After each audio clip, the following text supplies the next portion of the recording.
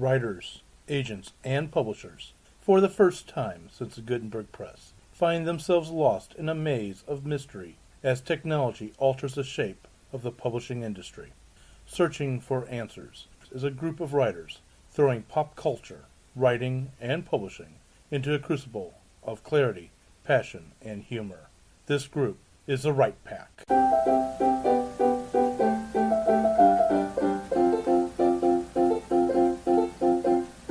In this episode of Right Pack Radio, we're going to discuss all that publishing information going beyond just writing your book. Like, ancillaries, bisect codes, keywords, promoting your work, and so forth. Stay tuned. Welcome back to Right Pack Radio. This is your host and producer and man who's lost his mind, David Allen Lucas, president of St. Louis Writers Guild, president of Winding Trails Media, and general producer. And also with me today is... Hello, I'm Kathleen Kayembe. I write speculative fiction and romance. And you can find my work in the Best American Science Fiction and Fantasy of the Year and the Best Science Fiction and Fantasy of the Year, Volume 12. Excellent. And with me, and by the way, I didn't say that was my lovely co-host. I always say that, and I skipped it for some reason. I'm sorry. That's okay. They should know me by now. They should. And also with us today is the, what rank will I make you now? How about the Lord High Sky Admiral? Lord High Sky Admiral. Wow, that's Steam a mouthful. Yes, I'll take it, sure. I am Brad R. Cook. I am the author of Many a Thing. I just got back from vacation, so you can probably expect a bunch of things to start coming out of the publishing factory soon. So, bum dia and enjoy. And also with me today is the one who I tend to skip. My lovely wife, unfortunately, who probably is like, will you please shut up? Yeah. And please stop skipping me. Go ahead. I'm Melanie Lucas. I found it. Yeah. Okay, yes. You do tend to skip, so I was wondering if you're going to come to me first to just avoid that, but no. I am trying to write a fantasy novel, and since my condo was sold and that was mostly settled, hey, maybe I can get back to writing. Yes. And also with us is the mistress of the visual arts and of the writing. It's a fantasy. Okay. My name is Jennifer Stolzer. I'm a children's book author and illustrator. Keep an eye out now for my new anthology book, Companion to Threadcaster, which is my YA fantasy story.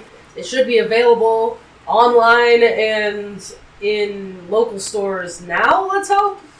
Definitely online, though. So look on Amazon for, it's called The Curses, Short Stories from the World of Threadcaster. And also with us is the Madame of Murder and Mayhem herself. Fedora Amos. I write Victorian whodunits like Jack the Ripper in St. Louis and Mayhem at Buffalo Bill's Wild West. And coming in 2019 from 5 Star Cengage is Have Your Ticket Punched by Frank James. Everyone knows that Frank James was the smarter brother of Jesse James, the one who managed to live. Frank James is the one who lived. Jesse James, he kind of got met with a lovely assassin of his own friends. Anyway. Absolutely. I'm also president of Greater St. Louis Sisters in Crime. And if you happen to be in Indianapolis the third weekend in October, I am going to be at Magna Cum Murder. I always knew I should have gone for a Magna Cum Murder in high school and college. Oh well. Sorry, bad joke. However, with us today, also joining us again, finally, yay, happy to have her back, is the Madame Queen Social Butterfly of promoting your work. Hello everyone, I'm LaShonda Hoffman. I'm the publisher of Shades of Romance magazines, and I help create social butterflies. I'm currently working on my first young adult book, and it's been interesting. Enough said. So, in today's episode, we were asked to talk about, by some of our fans, when we did a survey, talk about the beyond the publishing in itself. Once you get your book out there, now what? And I don't mean go off and write your next book and go out and please celebrate the fact you've got a book coming out, but you can't just stop there. And so today we're going to talk about there's so much more work that has to be done. I don't care if you're traditional published or if you are independent published or obviously a hybrid of the two, there's still more work. And so we're going to talk today, and not in any particular order of this, the nitty-gritty of publishing a book, be it your ancillaries, your bisect codes, keywords, metadata, catalogs, layouts, covers, and promotion. So with that, I guess let's go ahead and start off with, I've got a book written. If I'm going traditional, I know that the house where I'm getting it published through will hire an illustrator. So I'm setting this up for Jen right off the bat. But if I'm going independent published, I need to find an illustrator. And not all illustrators know how to do book covers, from what I understand. So let me kick that off. What do I do? How do I start looking for book cover illustrators? Or what should I look for?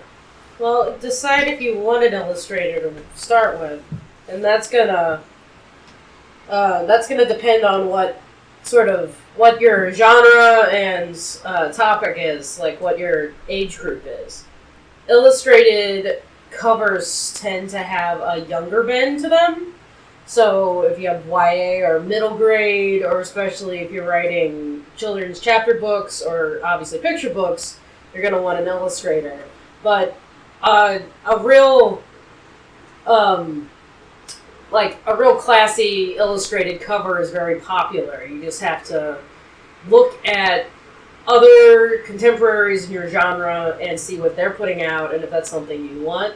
And if you're looking for an illustrator to do something like that, bring those samples with you when you are petitioning illustrators, and just let them know which direction you're going if it's something that they can do. Because not every illustrator can do every form of artwork. Some of them are good at graphic or layout design, and some of them are more hand-drawn or painting. And it's more complicated than just, I have an illustrator, now make exactly what I need. So that was the first part of your question. The second part was where you go to find an illustrator. If you want to work with someone local, see if you have a local artist guild. There's one in St. Louis. I know that lots of larger cities have artist guilds. Other places to go, maybe an art school. If there's an art school nearby, they might have a bulletin board or something. You can field some illustrators that are looking for work to build their portfolio.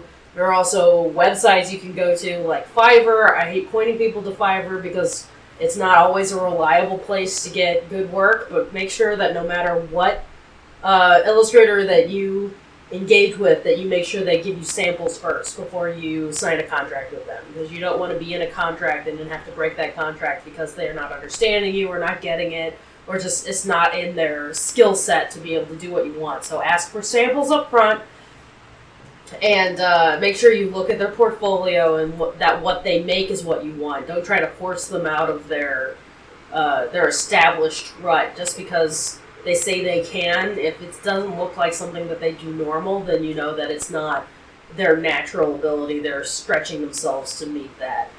But yeah, and everything I'm saying, of course, is just sort of guidelines to follow. There's an exception to every single rule. If your cousin is really good at art and you're confident that they are going to be a professional person, you can. Otherwise, don't hire your cousin or your nephew or your neighbor just because you know them. Don't give your book cover to someone as a favor because you think they'll be offended if you don't ask them to watercolor your front cover. Make sure that you are engaging professional illustrators using either portfolio sites or Fiverr or SCBWI, which is the Society for Children's Book Writers and Illustrators. They have a page up there for professionals listing their services. Or if you have there's a book you like that really has the cover, look in the acknowledgments or in the copyright page and see who did that or what house did that. And research and see if they are willing to do your book cover for you. It never hurts to ask someone. It might be out of your price range. Your price range, but they might also have referrals of places that you could go. Most people are happy to talk to you, especially through something like email, as long as you're following the rules that are posted on their websites or in their forums.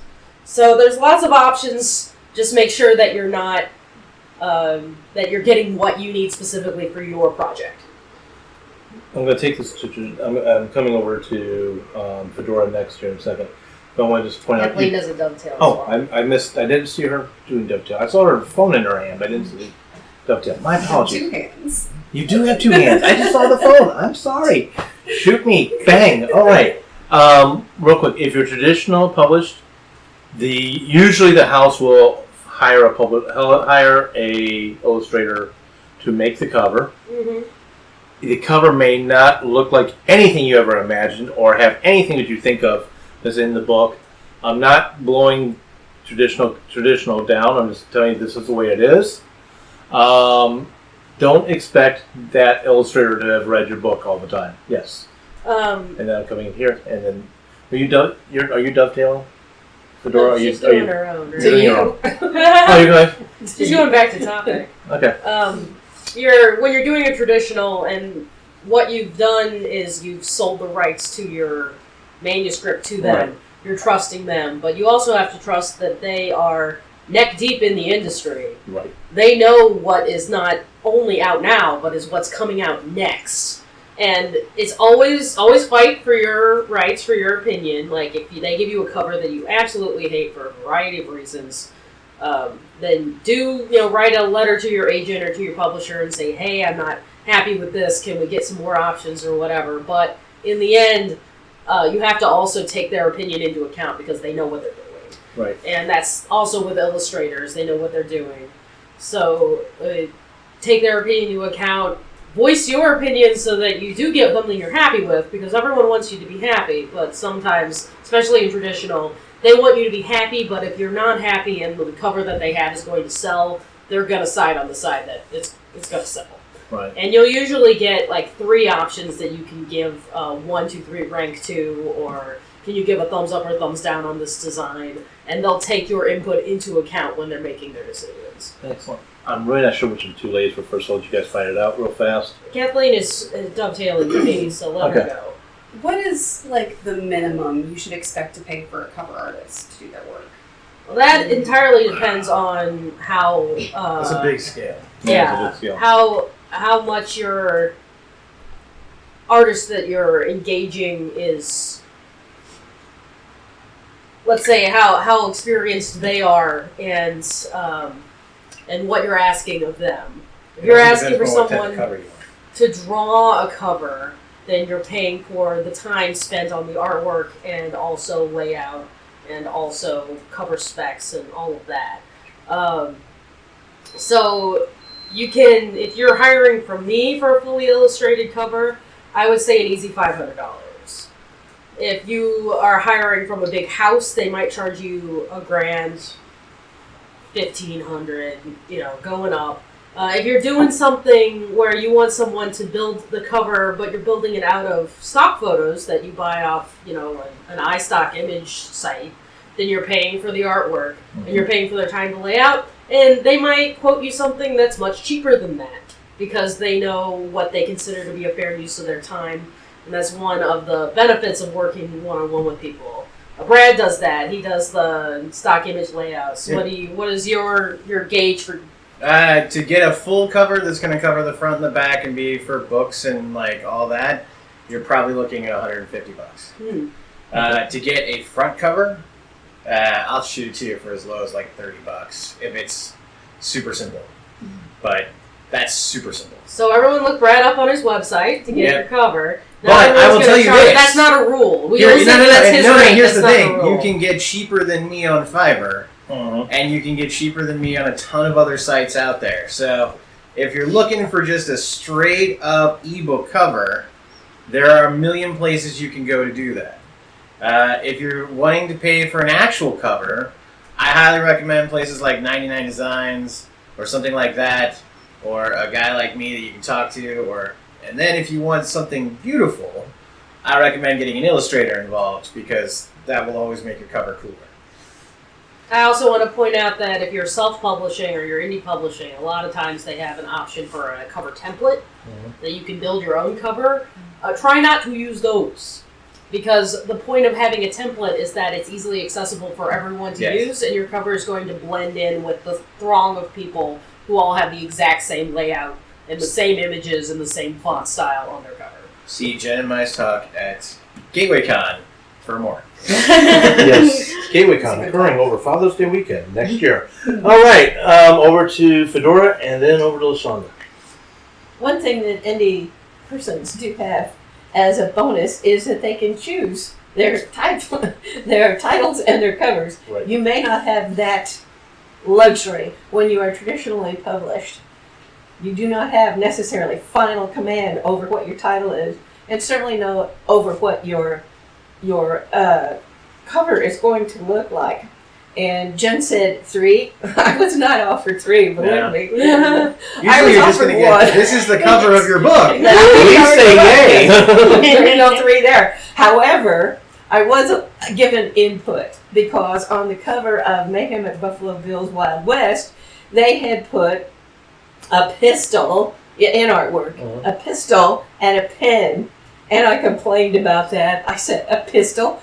Annie Oakley is my shooter. She never used a pistol. She always used a rifle. And I complained about the pen, too, because what journalist is going to carry around ink and a pen? Come on. They used a pencil. So they did change the gun to a rifle and the pen to a pencil. But that was all I got out of it, okay? So do not expect a lot. And my titles are so weird that they're probably going to use them. But don't expect that necessarily to be the case if you are traditionally published, because they are going to be scouting lots and lots of titles, and they're going to try to pick the one that they think is going to sell, regardless of whether it has anything to do with your book at all. Okay, you got LaShonda, then Jen, Brad. I want to say something real brief on the title thing. Okay, go over to that, and then Yeah, LaShonda, and then It's an anecdote from fellow Right Pack person, Meredith Tate. Mm. She is publishing 3 books coming out next year. Freedom Trials, The Red Labyrinth, and The Last Secret of Autumn Casterly? Something of Autumn Casterly. She fought very hard against all 3 of those titles, or against all the titles that they gave her. The small presses let her choose her title, and they caved much more than the big traditional publishing presses. The third one, Autumn Casterly, that is a Harrington? I'm not sure which one. But that's a big house. That's a big 5 house. And they were dead set on their title, and that's the one that went. The ones that, like, the one that published Red Labyrinth, they asked her what her title was. She said so, and they said, that'll do, and they just went with it. And the one that published Freedom Trials, they fought for, like, months over how they wanted to change it. And she was insisting on trying to pick something that sounded more sci-fi because it's got, like, a near-future apocalyptic bend to it. And they wanted to do something that sounded more contemporary. So they were butting heads, but she ended up winning. So take that into account, too, when you're choosing a publisher. Which, by the way, that's why agents are also important if you're going down that road. Mm-hmm. Kicking the ball over to LaShonda now. I wanted to talk about rights to illustrations. I have dealt with a couple of people who got people to illustrate their books, and then they're ready to do merchandising and stuff. And the people are like, nope. So what rights do you need so you can move forward, in the future? And maybe you want to do some mugs, maybe you want to do some T-shirts or some hats with these illustrations of your lovely little people. And how does that Kicking this work? right over to Jen. When you buy from me, you buy first publishing rights, which means that you have the right to publish on anything you want. Anything that I give you, the first publishing rights, you can put on mugs and T-shirts and things like that to help recoup the costs of paying for me up front, because I charge up front to individual people. Mm-hmm. If it's just like, but you have to look at your contract and see what your contract dictates. If it could say first publication rights for the use in a picture book and nothing else, and then you're stuck with the picture book, and then you can probably buy merchandise rights from them if they're doing that. So you'll have to negotiate for it. So check that out in your contract, and always sign a contract with your things. Are these royalty rights or just One No, payment. this is Single payment. this is It's still usage rights. it's usage rights. Just right. So, however you want to pay for the usage rights, whether it's a royalty based or it's a lump sum, it's just the permissions that you're buying because you're actually not buying artwork. If you want to buy the artwork and own the artwork, that is called universal rights, and it costs a whole lot more. Yeah. That's why people who buy fine art paintings pay millions of dollars for that painting because it's like, this is my painting and I'm having all royalties to it, and you can't sell prints of it, and you can't paint another one that looks like it because it's mine and I'm buying it. When you buy universal rights, you shouldn't even really have to write the author's name on it. Like, the artist doesn't even have to be credited because you bought that. It's yours now. Technically, the artist can't use it anymore. And the artist can't use it to promote themselves either. But first publication prints. rights, Yes. first publication rights is you have the right to firsties. First, it's like you're at a forum post. First, I'm the first one to have it, and then you put it out, and you can use it, but you can't resell those rights to someone else. For second publication rights or republication rights, that's my right to do so. And there's usually an ending time for like if I'm selling a piece of artwork to a magazine, they have first publication rights for 3 years, and then after 3 years I can sell it to a different magazine, but I can't sell it for the same amount I sold it to the first one because first publication rights are gone. I'm now selling second, and that's why when on like stock image sites, you're paying $10 for it or whatever. That's because it's like mass distribution rights. Lots of other people can buy it. You're not buying exclusive rights to that artwork. You're just renting it for this one job. It's that kind of thing. However, Since you threw that out real quick, it is important to note if you're buying stock images, you have to read read the small print carefully because not all of those can you use. Like, you might be able to use it for your cover, but you can't then turn around and use that image for everything. For a t-shirt. Or as t-shirts or anything like that. It can also end up being that with some of the sites, you don't necessarily, and this is like Canva and some of the other creator sites, you don't actually own the full rights to the cover. So you don't actually own the picture. So at any time the company decides that you violated this because you only bought, say, 200 print copies of this image and you printed now 300 of them, that's a violation of your contract, and the company can come in and pull their image, which is your cover. So always read the fine print, stay with good sites that don't do that. you never want to have your face removed for legal reasons. Yes. I've had that happen on my site. I had to take down people's pictures. Mm-hmm. So it happens. Just really quick, I'm glad Brad brought this up, and then we do need to move off of illustration. I was hoping, Brad, you would cover everything so I wouldn't have to do the whole entire disclaimer here, but I have to. Since I am also a paralegal, I have to say, the following is not legal advice. If you seek legal advice, please find a lawyer who has passed the bar in your state or jurisdiction, and also has a practice that practices the type of law in which you are looking at. Okay, that's to keep me out of jail, people. The other thing is, what Jen was saying about the contract, make sure that you get everything in writing on that contract if you're working with somebody. To borrow the old joke from the legal field, verbal agreement is worth the paper it's written on. Meaning, there ain't anything there, people. They can take you to court. Get it in writing. All right, Brad, I'm going to come to you, and then we need to move on. I want to hit promotion because I have a feeling this episode may turn into a two-parter.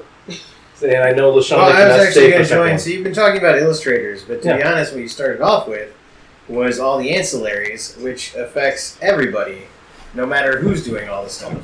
So I was going to kick it over to that and exactly what are the ancillaries, and that is all the extra data that you need in order to have for your book.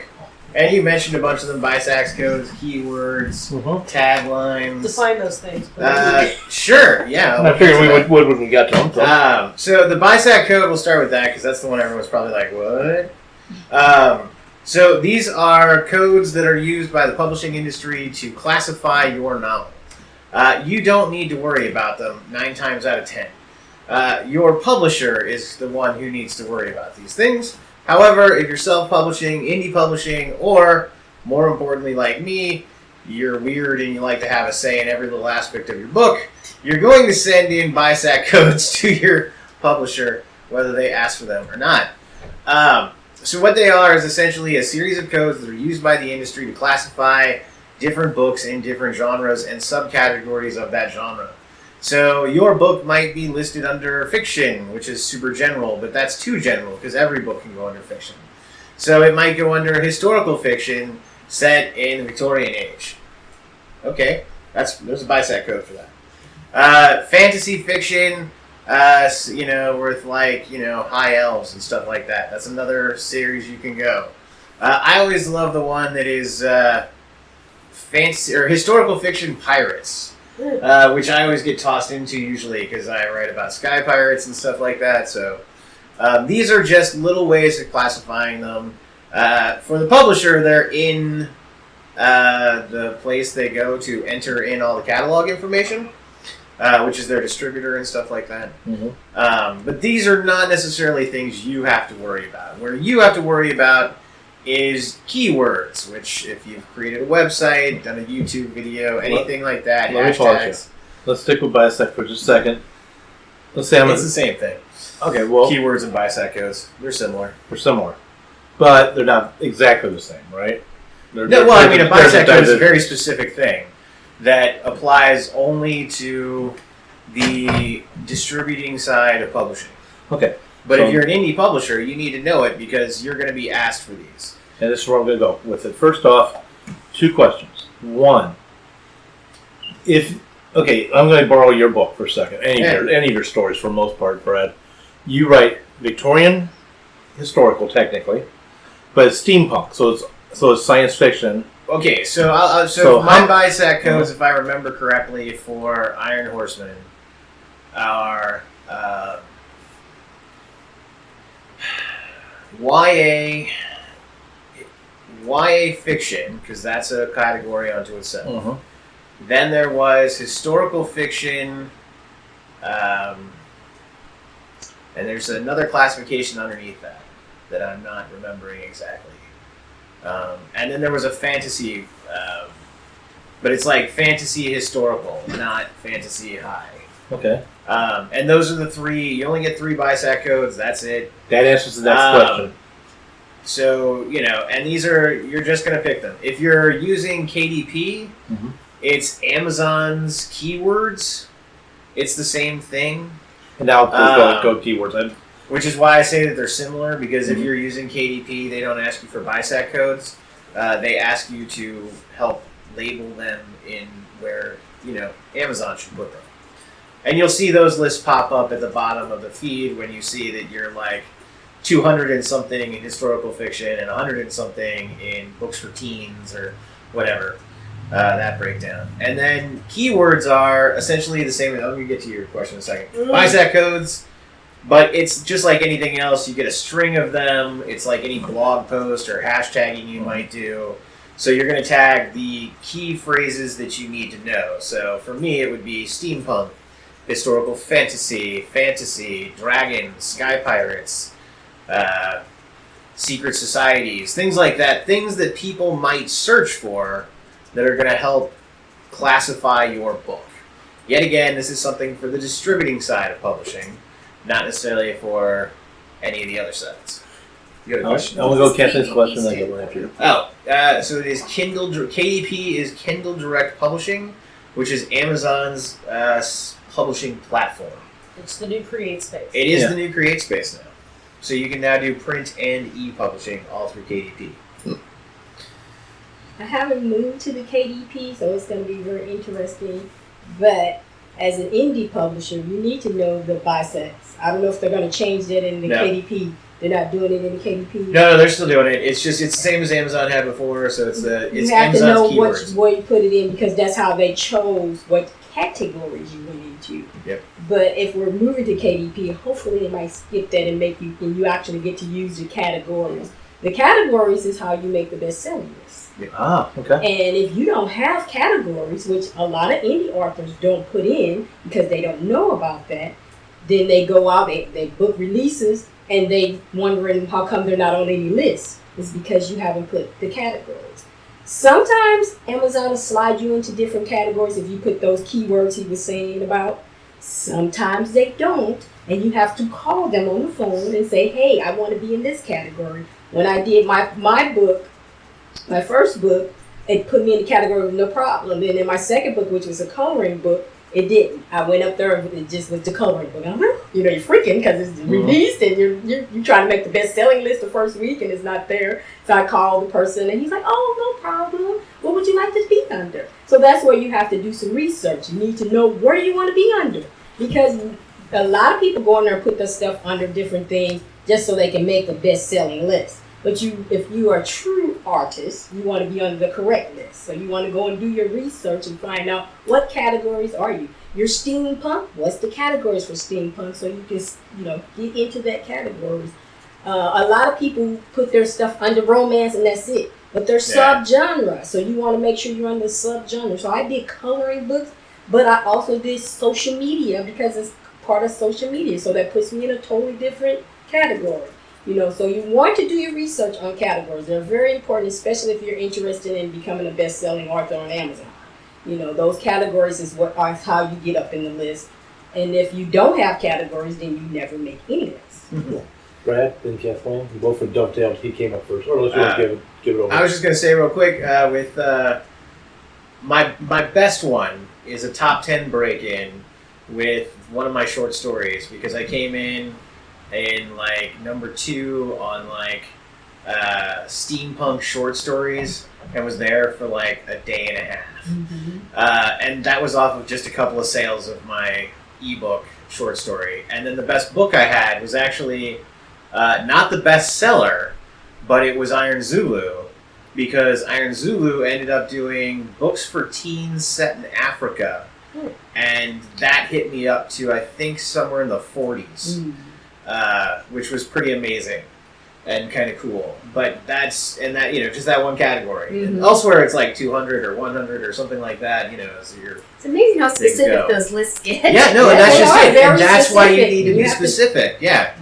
Because if you're not specific about that, then you're going to kind of floating in categories with a lot more people. Mm-hmm. Mm-hmm. So, Brad, you had said that BISAC codes you can only have 3. Is there a limit to the number of categories you can have? I think it's 10, but they usually, most don't show up, 3 I think show up on the actual page. Yeah. So it fluctuates. It depends on what that day is. Somebody bought something. How they search for you is how it goes in there. So they're looking for, African American books of kids or something. Yeah. Somebody's searching for that. Your book pops up in it. And if they buy it, then you go up on the list. Mm-hmm. Yeah, it's kind of fascinating the way it works. It's an algorithm that they use, but it is really based more off of the keywords and stuff that you're using in Amazon. And there are categories you'll choose, but then Amazon also has their keywords they're using to plug you into places. There was one point when there was a book on Amazon that I was looking at that didn't have categories, I don't think, and they asked what categories I would put it in, or keywords. Okay, that's probably Amazon actually, because that's not the author. Authors do this all the time, where they don't enter this information because they don't know what it is, or any number of reasons. And you'll see them where they're just not listed anywhere. And their rankings suffer because of it, because then they're just in general with, I think, there's 5,000, 7,000 books on Amazon right now or something like that. And if you're just in that, you have no chance. I mean, I think my highest book is currently in the millions, 3 million or something like that, because it's old and no one's buying it or something like that. So. And Kathleen, thank you for asking that question, because I was waiting. I wanted to ask it myself. So, yay! I love when you and I think alike. Okay, so we've covered, not in great details, but we've covered illustration, we've covered BISAC codes, we've covered keywords. What about metadata? I assume that's going to be the same, falling into the same area. What is metadata, though? Okay, so metadata is actually the front matter and back matter of your book. See, I'm wrong. Go for so it. yes, front matter and back matter is the stuff. Front matter is obviously the stuff that goes before the book, before you start page 1. Like where the title page is? The title page, the copyright information. page, the dedications, all that good stuff, the quotes.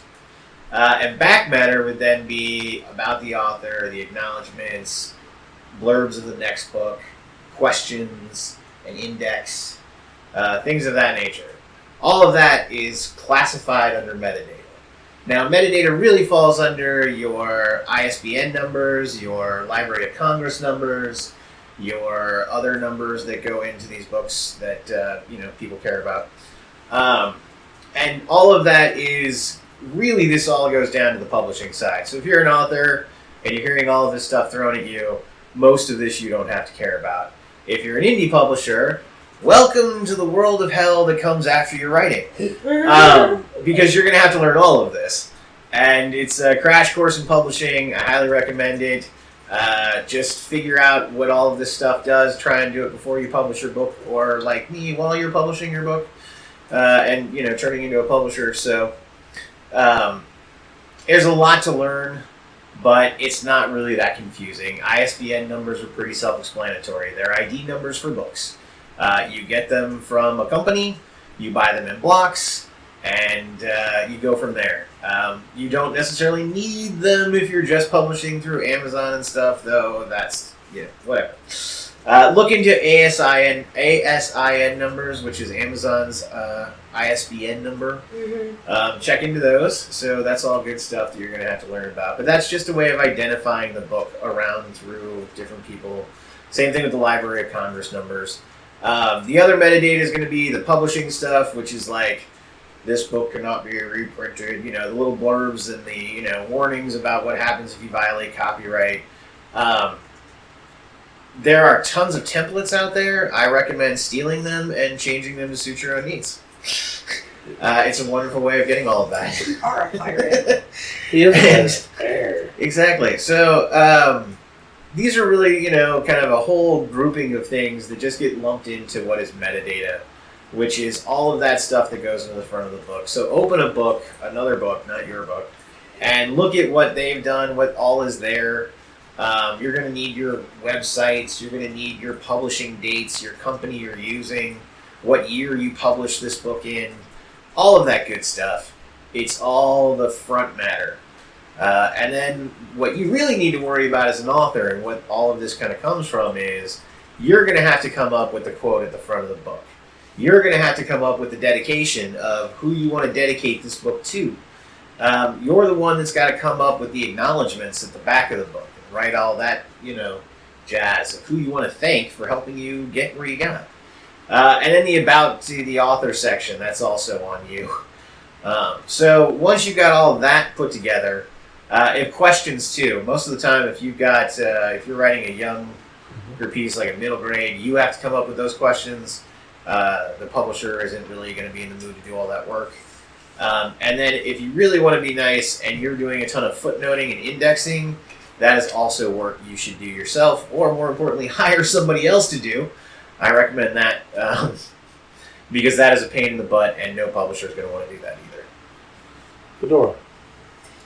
I was just going to look at it from the point of view of a traditionally published person and the what they call ancillaries that you're expected to come up with for them. And this does not include most of the metadata that you were talking about. As part of the actual manuscript itself, that would be your acknowledgments, your foreword, if you have any, that kind of thing. But what they call ancillaries are typically things that are geared toward promotion, and it includes things like, with very strict word limits, catalog copy.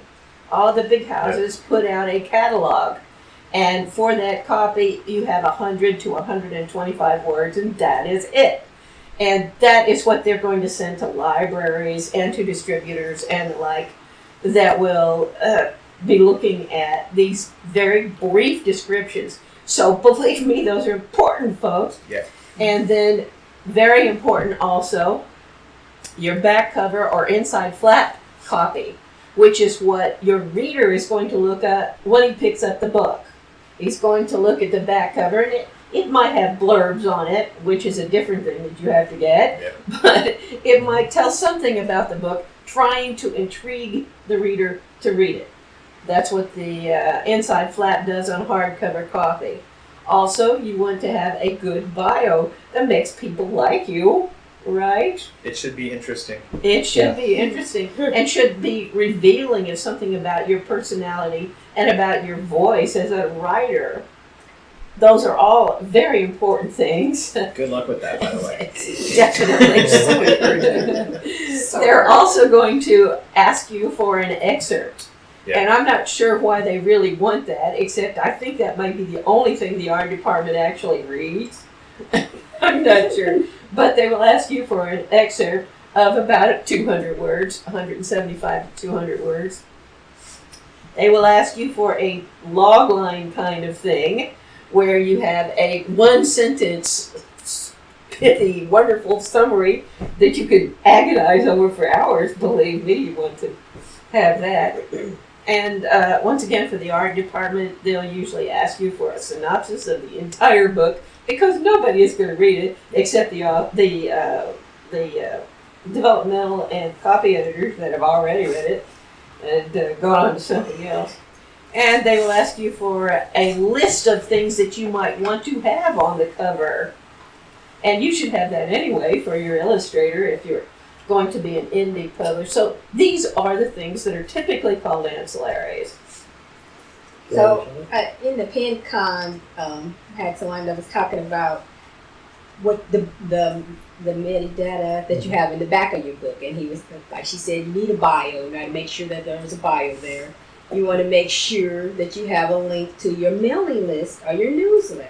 A lot of people put it in there tight, but he specifically said make sure it's hyperlinked if you're using ebooks. Yeah, if you're doing ebooks, you should hyperlink it because you want them to click and come to it. And if you're an author who has more than one book and you have your listing, that each one of them is hyperlinked to be able to be purchased.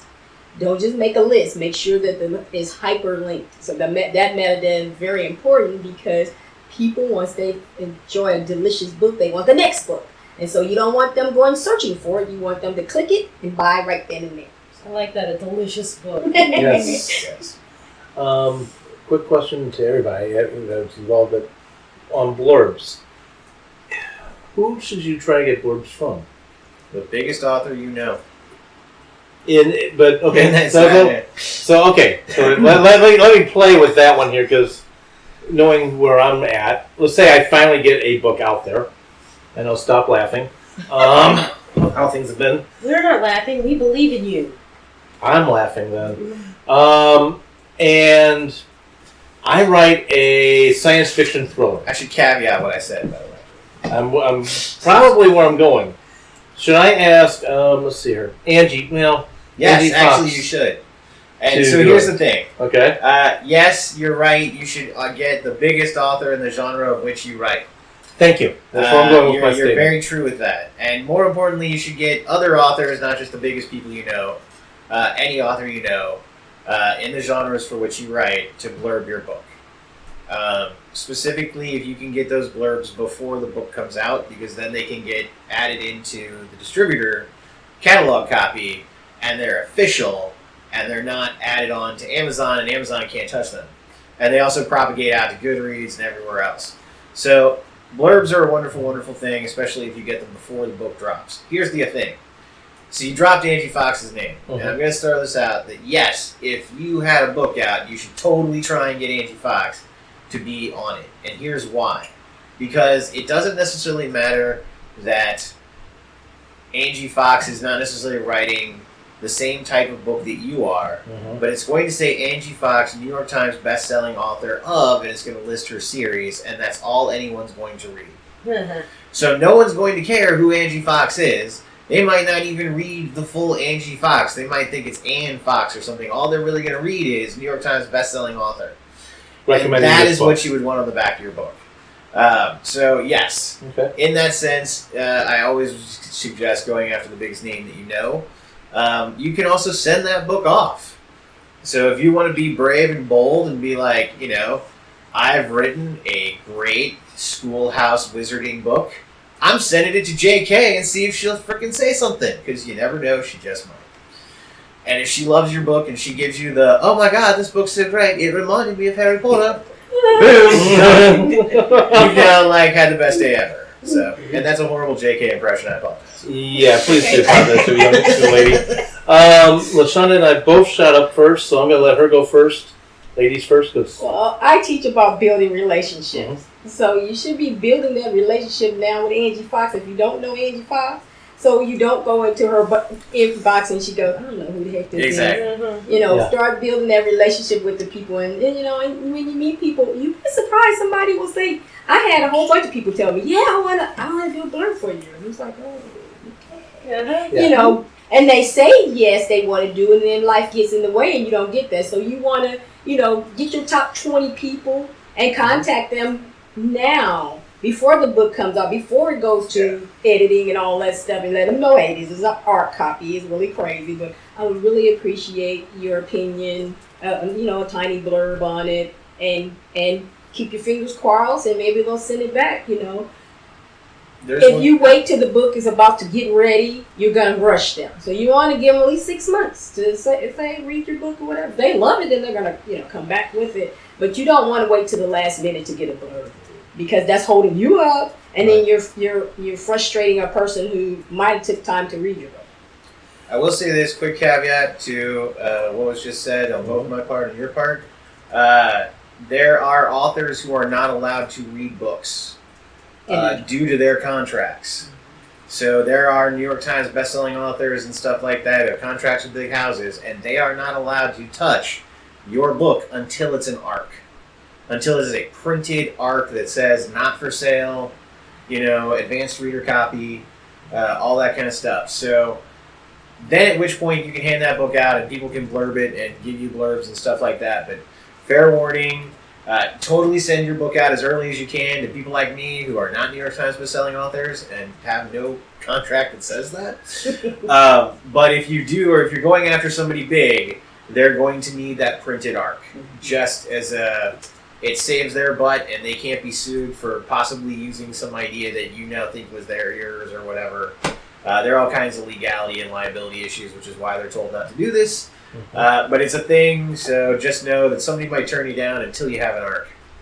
Okay, Kathleen, you had your dovetail, then I'm going to come back with mine. Oh, no. I wanted them to define art, but it has been done. Okay, perfect. So here's my question. And you hit on a topic, Brad, that is been, how should I say, a burr under the saddle for a lot of authors, and that is Amazon comments. Amazon was, I know they've kind of reversed a little bit, I don't know the full details, but they were, if they found somebody commenting on your book and that person happened to be on your friends list on Facebook, they were taking these down. So Goodreads. Right. Like if they were a friend of yours on Goodreads, and we were friends and stuff, that was a really big red flag for Amazon. Okay. So let me Facebook was a thing though. So borrowing Angie Fox, yeah, actually I know Angie, and we're friends on Facebook. I don't know if we are friends with Goodreads, but let's pretend we are. And I've gotten Angie to write this blurb.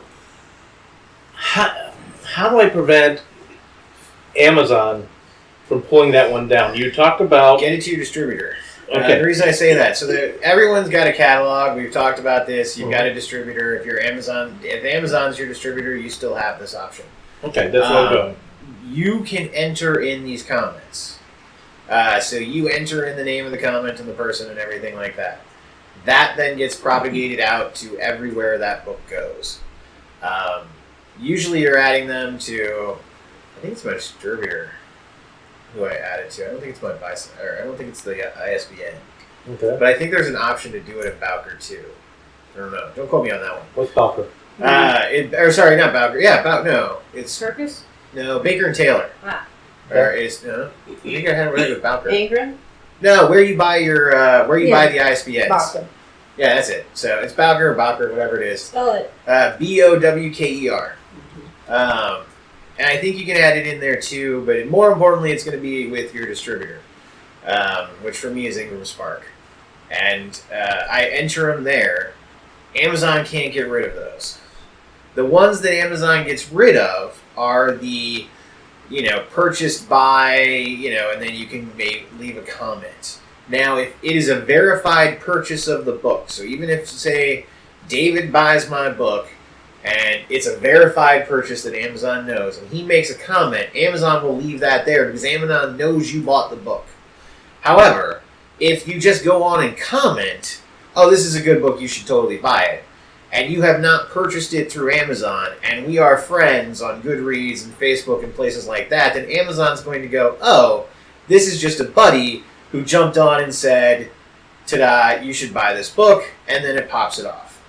And that's where a lot of people had issues, because a lot of people, I mean, this was a thing, you had street teams, you know, where it's not necessarily your friends. I mean, think about people on your Facebook page who aren't necessarily your good friend. They're a colleague in a writing community or a reading community, and now Amazon's going, wait, you guys are too close of friends. It doesn't matter that they're a huge reader person and a huge reader blogger. We've just now taken their review off. Big to do about it. There are a lot of people. You can fight it. You can do all this weird stuff. It's less of a thing now. It still happens, but they're just really looking for verified purchasers.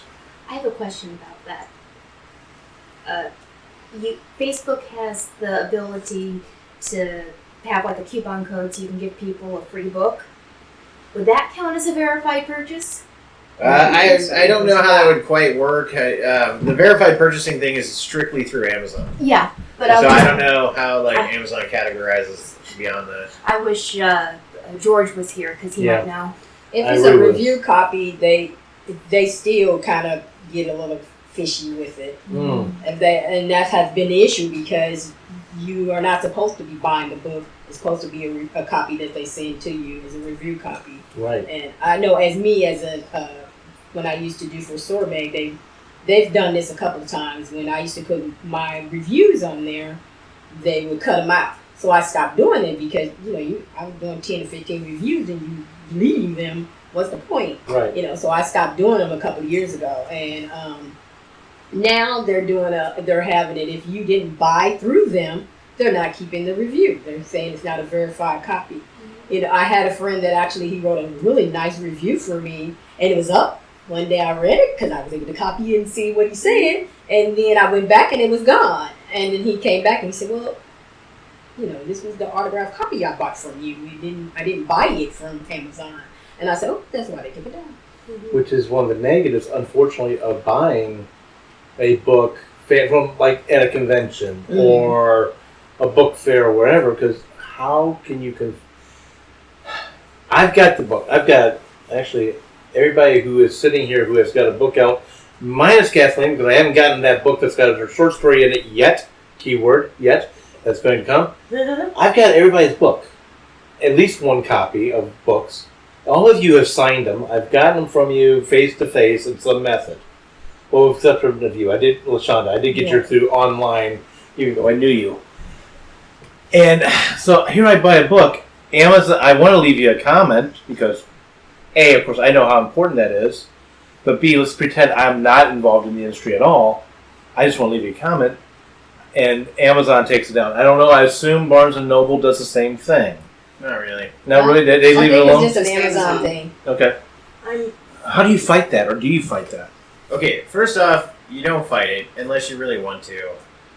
More than likely, the average Joe who posts the review is not going to have a problem.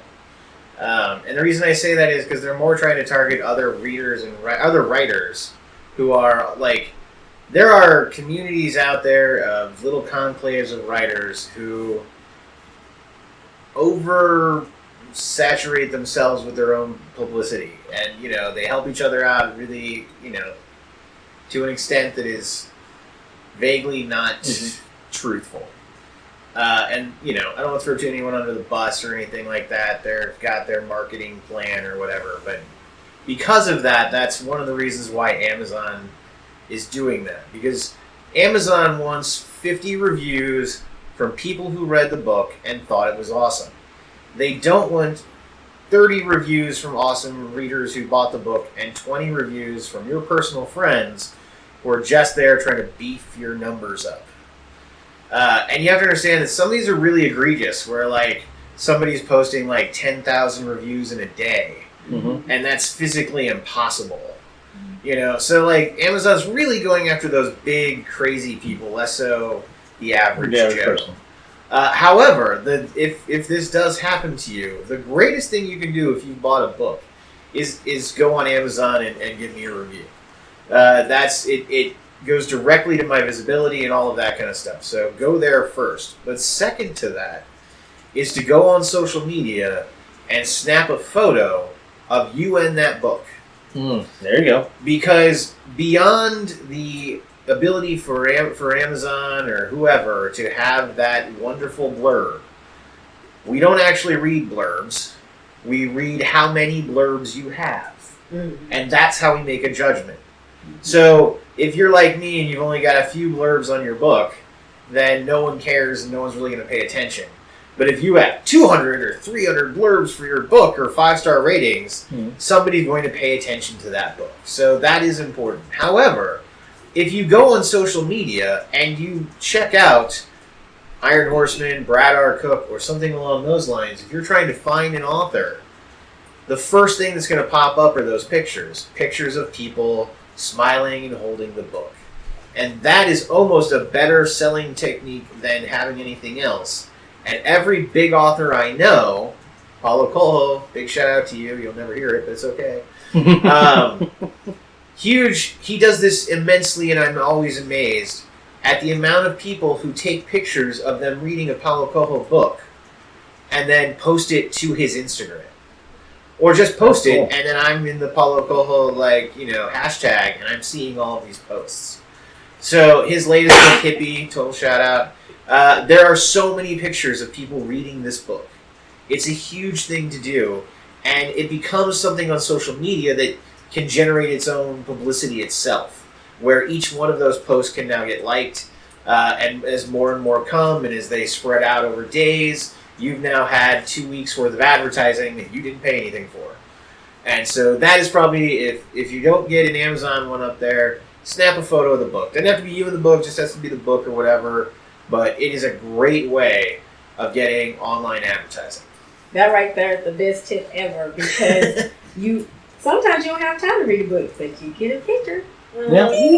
You take that picture and you put it out there, and somebody they might not read blurbs, but they'll see the picture and they'll go, "You read that book? What's that book about?" And they write. I write down titles all day long, and I'm looking on the library or I'm looking on Amazon to see what the book is about if somebody mentions it. And so my favorite thing is for somebody to tag me and say they bought my book. Now I know they're a social butterfly. Yay! And then of course I'm going to put it on my Instagram. I'm going to put it on Facebook. I'm going to put it all over the world, and they're famous themselves. Exactly. Yep. Excellent. Well, we are actually almost at the hour, so yeah, this is definitely turning into a two-parter. The original scheduled next podcast will be postponed, and as we continue with this one. So, everybody, tune in next week for yet more interesting topics, in this case here, especially on the nitty-gritties of publishing your book. Thank you for listening. Please like us on whatever platform you listen to it. And speaking of comments, please leave comments. You can also contact us by writing writepackradio@windingtrailsmedia.com if you have questions, comments, or have ideas for topics on the show. Take care. Bye-bye. The new theme songs for Right Pack Radio were written and performed by Meredith Tate. All copyrights remain with her.